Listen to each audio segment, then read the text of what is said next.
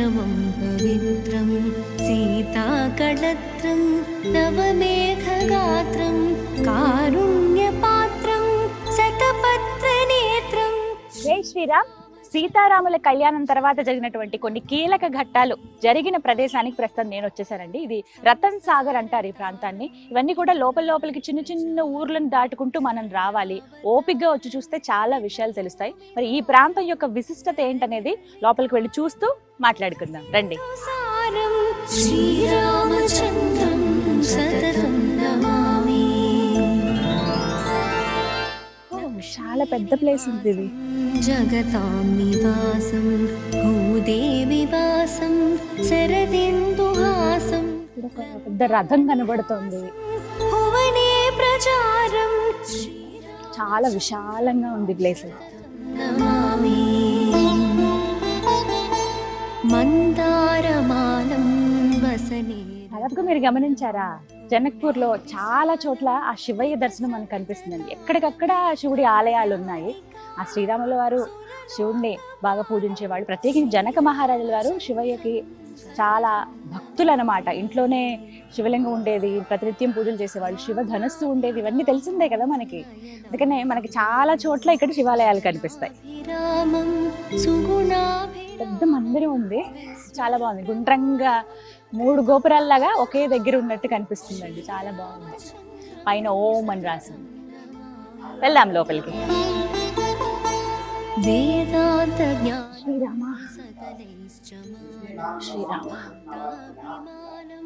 త్రితయ ప్రధానం గజేంద్రపాలం వికతాభిమానం శ్రీరామచంద్రం సతతం నమామి. దర్శనం చాలా బాగా జరిగిందండి. రతన్ సాగర్ మండపం అంటారు ఈ ప్రాంతాన్ని. మరి ఈ ప్రాంతం యొక్క విశేషాలు ఏంటో తెలుసుకుందాం. శ్రీ హరీష్ శర్మ గారు ఉన్నారు, Shri Gayatri tours and travels అధినేత.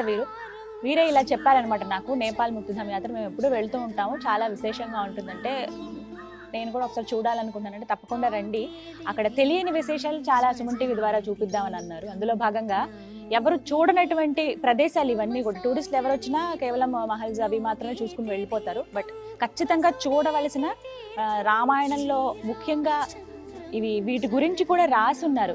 రతన్ సాగర్ మండపం అని చెప్పి వీటి గురించి కూడా ఉంటుంది. అసలు చూస్తేనే కదా తెలుస్తుంది ఆ మండపం ఏంటి అనేది. ఇంకా చాలా మందికి తెలియాలనే ఉద్దేశంతో ఈ వీడియోస్. అయితే ఈ ప్రాంతం గురించి తెలుసుకుందాం గురుగారి మాటలు. గురుగారు జై సీతారాం. జై సీతారాం అమ్మ. ఈ ప్రాంతం రతన్ సాగర్ మండప్ అంటారట. ఇక్కడ మూర్తులు కూడా చాలా ప్రత్యేకంగా ఉన్నారు, చాలా మంది కనిపిస్తూ ఉన్నారు. ఏంటండి ఇక్కడ విశేషం చెప్పండి. రామాయణంలో ప్రధానమైన ఘట్టం ఏదైతే ఉందో ఆ ఘట్టానికి సంబంధించిన ప్రదేశం ఇది అని చెప్తారు. అయితే రతన సాగర్ మండపం. అయితే ఈ యొక్క మండపానికి ఒక విశేషత ఏంటంటే అయోధ్య నుండి రాముల వారి యొక్క పరివారం అంతా కూడా ఇక్కడికి వారు విచ్చేసి ఇక్కడే కాస్త వారు 4 రోజుల కంటే ముందు, వివాహం కంటే ముందు వశిష్ఠుల వారు రామ లక్ష్మణ భరత శత్రుఘ్నులతో పాటు పరివారం అంతా కూడా వచ్చేసి ఇక్కడ నివసించారట.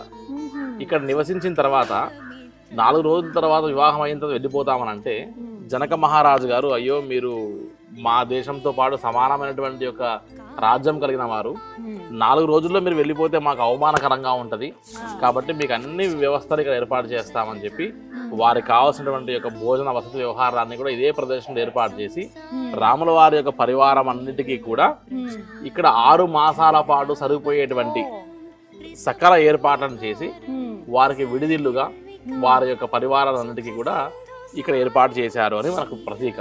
అంటే 6 నెలల పాటు వివాహం జరిగిన తర్వాత మొత్తం 6 నెలలు ఇక్కడ నివాసం ఉన్నారంట ఆ శ్రీరామచంద్రుల వారు జానకమ్మతో. అలానే మనం గమనిస్తే మనం రాముల వారు ఏ రథంలో అయితే వచ్చారో, అయోధ్య నుండి ఏ రథంలో అయితే వచ్చారో ఆ రథాన్ని కూడా మనం గమనిస్తాము. అప్పటి రథాలు అన్నమాట అవి. అదే విధంగా పక్కనే మనం ఒక సాగరం ఉంది, రతన్ సాగర్ అంటారు. జనక మహారాజు గారు ఏ సంపద అయితే ఉందో, వజ్ర వైడూర్యాలు, బంగారము, మణిమయ మాణిక్యాలు, ఇటువంటి అశేషమైన సంపద అంతా కూడా ఆ సాగరంలో దాచిపెట్టేవారు అని ప్రతీక. కాబట్టి ఎవరికైనా కష్టం వచ్చినా నష్టం వచ్చినా ఈ రతన్ సాగర్ మండపంలో ఆయన కూర్చుంటే ఇది రాజకీయ మండపం అని చెప్తారు. కాబట్టి అడ్మినిస్ట్రేషన్ అంతా కూడా జరిగేటువంటి భాగము అని చెప్తారు. సో ఈ మండపంలో కూర్చుంటే ఎవరికైనా కష్ట నష్టాలు ఏమైనా వస్తే ఈ ప్రదేశం నుండే వారి యొక్క దాన ధర్మాలు అన్ని మొదలయ్యేటువంటివి అని చెప్తారు. మనం డిసెంబర్లో గమనిస్తే వసంత పంచమి సమయంలో అయోధ్య నుంచి ఇక్కడికి 4 రోజుల పాటు చాలా పెద్ద ఎత్తున ఉత్సవాలు జరుగుతాయి. ఇక్కడ కొన్ని లక్షల మంది మన భారతీయులు వస్తారు ఈ యొక్క ప్రదేశానికి. భారతదేశానికి ఈ జనక్పూర్కి చాలా దగ్గర సంబంధం ఉంది. ఈవెన్ మన భారత ప్రభుత్వం కూడా ఇటీవల మోడీ గారు వచ్చినప్పుడు కూడా 100 కోట్ల రూపాయలు సహాయం చేశారు జనక్పూర్కి. కాబట్టి మన రక్సుల్ బార్డర్ బీహార్ నుండి జనక్పూర్కి ట్రైన్ కూడా ఉంది మనం గమనిస్తే. కాబట్టి ఆ ట్రైన్ కూడా చిన్న ట్రాక్ ఉంటే మన భారతదేశమే పెద్ద ట్రాక్ వేసింది. కాబట్టి జనక్పూర్కి రామాయణంకి చాలా విశేషమైనటువంటి యొక్క ఇది ఉంది. సో ఈ రత్నసాగర మండపం అనేటువంటిది వీరి యొక్క దర్బార్ అంతా కూడా బరాత్గా వచ్చి పరివారం అంతా కూడా వచ్చి నివసించిన ప్రదేశము. సో ఈ రత్నసాగర మండపంలోనే జనక మహారాజు గారి యొక్క రాజకీయ వ్యవహారాలు జరిగేటువంటి ప్రదేశము. ఈ రోజుకి కూడా ఇది చాలా ప్రసిద్ధిగాంచినటువంటిది. హిస్టారికల్ ప్లేసెస్ సంబంధించినటువంటి రామాయణం ఎవరు చదువుతారో ఆ రామాయణం చదివిన వారికి ఈ రతనసాగర మండపం గురించి అవగాహన ఉంటుంది. 6 మాసాలు ఇక్కడ నివసించారని కూడా మనకు ఆ యొక్క రామాయణంలో శుద్ధంగా రాసి ఉన్నటువంటి విషయం గమనిస్తా ఉన్నాం. మూర్తులు కూడా చాలా ప్రత్యేకంగా ఉన్నాయి ఇక్కడ. సకల పరివారం అంతా వచ్చింది కదమ్మా ఇక్కడికి. కాబట్టి ఆ పరివారం సంబంధించిన వారందరి మూర్తులు మనం ఇక్కడ గమనించవచ్చు. కొన్ని వేల సంవత్సరాల సంబంధించినటువంటి యొక్క నిత్య ఆరాధనకు కొలువైనటువంటి యొక్క మూర్తులతో పాటు మనం గమనిస్తే శాలిగ్రామాలు కూడా చాలా విశేషమైన శాలిగ్రామాలు ఉంటాయి ఇక్కడ. ప్రతిరోజు పంచామృతాలతో అభిషేకం చేస్తారు. ఆ పంచామృతాలతో అభిషేక తీర్థాన్ని ఇక్కడ సేవిస్తే సకల దరిద్రాలను కూడా పోతాయంటారు, రోగాలను కూడా నశిస్తాయని చెప్తారు, సకల సంపదలు కలుగుతాయని చెప్తారు. రాముల వారి కుటుంబం ఎంతైతే కలిసి ఉండేదో ఉమ్మడి కుటుంబంగా కుటుంబ సమస్యలను నివృత్తి అవుతాయి ఇక్కడికి వస్తే అని చాలా ప్రతీక. కాబట్టి ఈ యొక్క రామాయణం సంబంధించిన ఈ ప్రదేశంలో జనక్పురిలో ఇది కూడా చాలా విశేషమైనటువంటి ఒక ప్రదేశము అని చెప్పొచ్చమ్మా. ఖచ్చితంగా చూడాలి. చాలా మందికి తెలియదండి, మీరు అన్నట్టుగా ఇక్కడ చూస్తుంటే అర్థమవుతుంది. కేవలం ఆ వసంత పంచమి ఉత్సవాలు అప్పుడు మాత్రమే వస్తారేమో, ఇంకా అప్పుడు అంత చుట్టూ మొత్తం విలేజెసే ఉన్నాయండి. కానీ అందరూ తెలుసుకుని రండి, ఎందుకంటే ఇలాంటివి చూస్తేనే కదా మనం గొప్పగా చెప్పుకుంటాం. ఇలా రామాయణానికి సంబంధించి ఇన్ని ప్లేసెస్ ఉన్నాయి, అవన్నీ చూడాలి, మనకు సంబంధించింది మన ఇతిహాసాలని. కానీ అవి నిజంగా జరిగిన ప్రదేశాలు ఇవన్నీ కూడా. వీటి గురించి ఇంకొంతమందికి తెలిస్తే ఇంకా డెవలప్ చేస్తే బాగుంటుంది. అయోధ్య ఎప్పుడైతే రామ మందిర పునర్నిర్మాణం జరిగిందో అప్పుడు చాలా గొప్పగా చెప్పుకున్నాం, డెవలప్ అవుతుంది, మళ్ళీ రామరాజ్యం వచ్చినట్టే అని. ఇలా సీతమ్మ వారు నడిచిన ప్లేస్, కళ్యాణం జరిగినటువంటి ప్రదేశం కూడా డెవలప్ అవ్వాలని కోరుకున్నాం. అదే తాపత్రయం. రాముల వారి యొక్క రథము, అదే విధంగా జనక మహారాజు గారి రతన్ సాగర్ మండపం ఏదైతే ఉందో ఆ యొక్క సాగరం అంటే నీటిలో ఆయన సంపద దాచిపెట్టేవారట. సో మనం ఆ రథము ప్లస్ ఆ యొక్క సాగరం కూడా చూద్దామమ్మా. తప్పకుండా వెళ్ళి చూద్దాం. భూదేవివాసం శరదిందుహాసం లంకానివాసం భువనే ప్రచారం శ్రీరామచంద్రం సతతం నమామి. మందారమాలం వసనేరసాలం పూర్ణైర్విశాలం రితసప్తతాళం కార్యాదికాలం సురలోక. ఇదేనండి రథం? అవునమ్మా, ఇది రతనసాగర మండపంలో ఆ రోజు అయోధ్య నుండి రాముల వారు ఏదైతే పరివారంతో వచ్చారో ఆ పరివారంతో వచ్చిన తర్వాత రథం అంతా ఇక్కడ ఉంచుకొని 6 మాసాలు ఇదే ప్రదేశంలో వారు విడిది తీసుకొని రాముల వారి పరివారం అంతా కూడా కలిసి జనక మహారాజు గారి యొక్క ఆతిథ్యాన్ని స్వీకరించిన ప్రదేశము.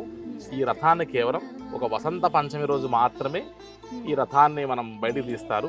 కాబట్టి ఈ యొక్క మండపం అంతా కూడా ఇప్పుడు క్లోజ్లో ఉంటుంది, లోపలికి ఎవరిని అలౌ చేయరు. పురాతనమైనటువంటిది, చాలా భద్రపరుచుకొని జాగ్రత్త చేస్తున్నటువంటి ఒక ప్రదేశం ఇది. ఒక్క 4 రోజులు మాత్రం చాలా విశేషంగా ఉంటుంది. మిగతా రోజుల్లో యాత్రికులకు తెలిసే అవకాశం లేక ఇదంతా నిర్మానుష్యంగా ఉంది. రామాయణంలో చాలా ప్రధానమైనటువంటి ఘట్టం అమ్మ ఈ ప్రదేశం కూడా. రామాయణంలో ప్రధానమైన ఘట్టం జరిగినటువంటి ప్రదేశం ఇది. రథం ఉంది లోపల. ఇది కేవలం వసంత పంచమి అప్పుడు మాత్రం ఇది ఓపెన్ చేస్తారు, అప్పుడే క్లోజ్ ఉంది. జస్ట్ విజువల్స్ తీయడానికి ట్రై చేస్తున్నాం అన్నమాట టీమ్ అంతా. ఒకసారి చూడండి, మీకు ఇక్కడికి వస్తే డైరెక్ట్ ఇక్కడ నుంచి చూడొచ్చు. ఇది కూడా ఒక కుటీరం లాగా ఏర్పాటు చేశారు, అందు లోపల భద్రపరిచారు ఆ రథాన్ని.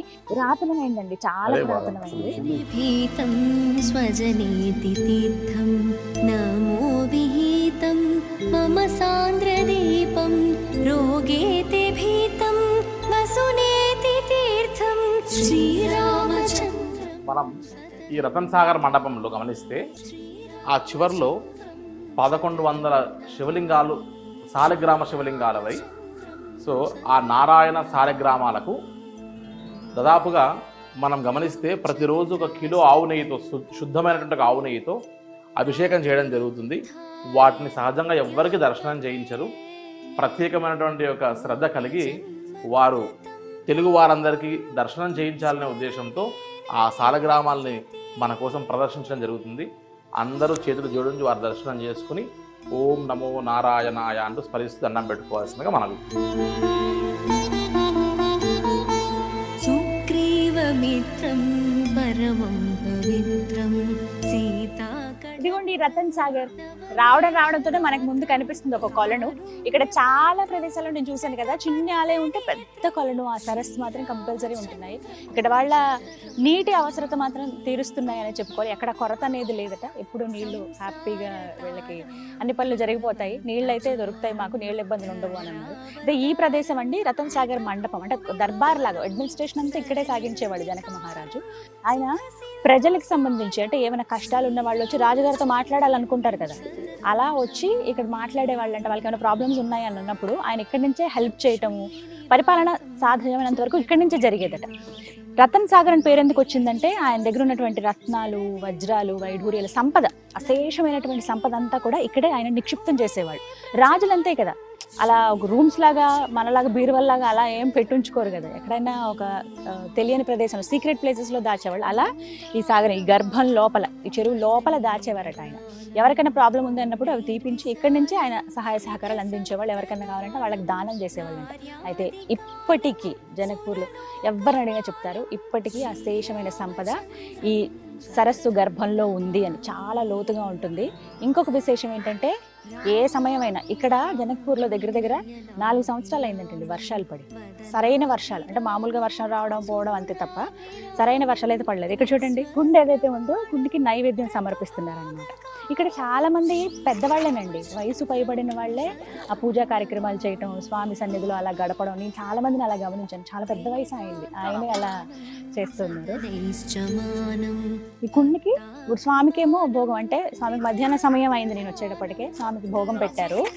ఇక్కడ ఏంటంటే కుండికి అంటే ఈ నదికి కూడా భోగం సమర్పించారు, అంటే భోజనం. అంటే సరైన ఆచార వ్యవహారాలు ఇక్కడ ఉన్నాయి. కరెక్ట్ టైంకి పూజా కార్యక్రమాలు అన్నీ చేస్తూ ఉన్నారనమాట. ఇప్పుడు బాతులు ఒక్కొక్కటి వస్తాయి, వాటికి కూడా టైం తెలిసిపోయిందేమో. ఇప్పటికీ స్ట్రాంగ్గా నమ్ముతారు ఇల్లు.